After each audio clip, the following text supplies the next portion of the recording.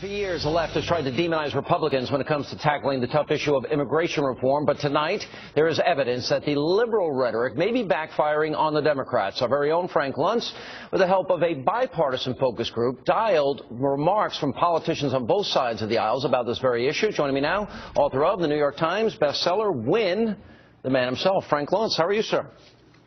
I'm fine, Sean. Good to see you. All right, so we got the Gang of Eight, and now it's going to be Rubio Sunday. I think Marco Rubio is going to be on most of the Sunday talk shows this weekend. But you took Senator Durbin and Senator Rand Paul. Let's start with Dick Durbin. Set it up for us. You had a bipartisan focus group. Tell us what happened.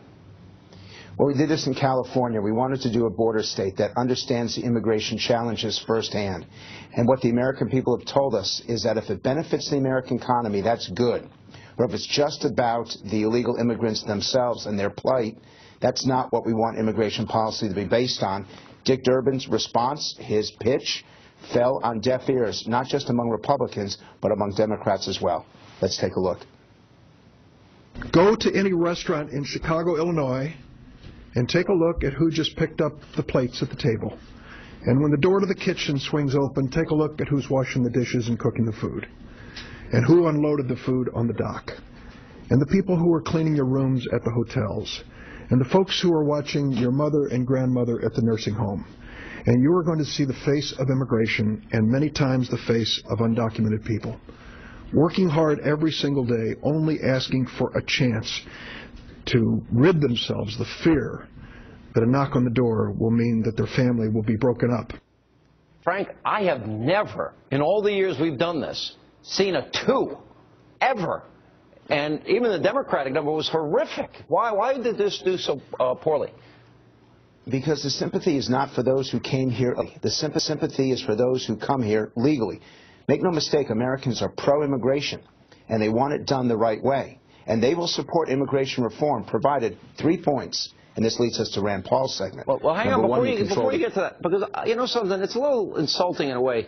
I was a cook. I was a dishwasher, I was a busboy, and I bought the food for a restaurant that I worked in, you know, as I was growing up. I mean, I'm glad I had those jobs. They were good jobs for me. All right, let's go to Rand Paul.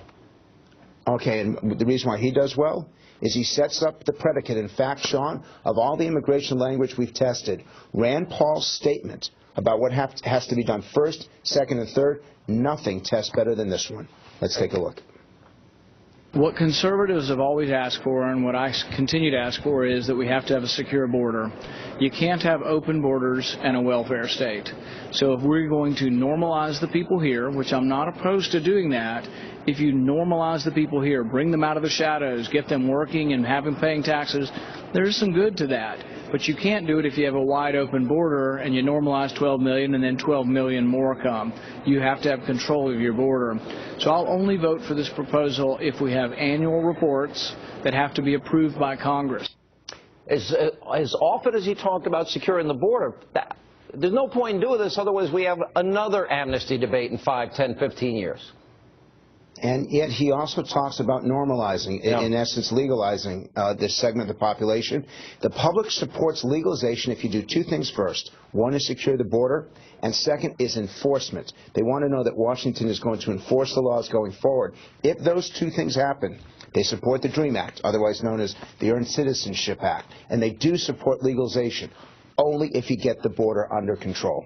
All right, it's going to be interesting. We're going to watch this put on display this weekend as Marco Rubio and Gang of Eight go out on the Sunday shows, and we'll be talking about the specific legislation next week. Frank Luntz, good to see you. Thanks for being with us. Pleasure, Sean. Thank you. All right, appreciate it. Now, coming up next, you don't want to miss this.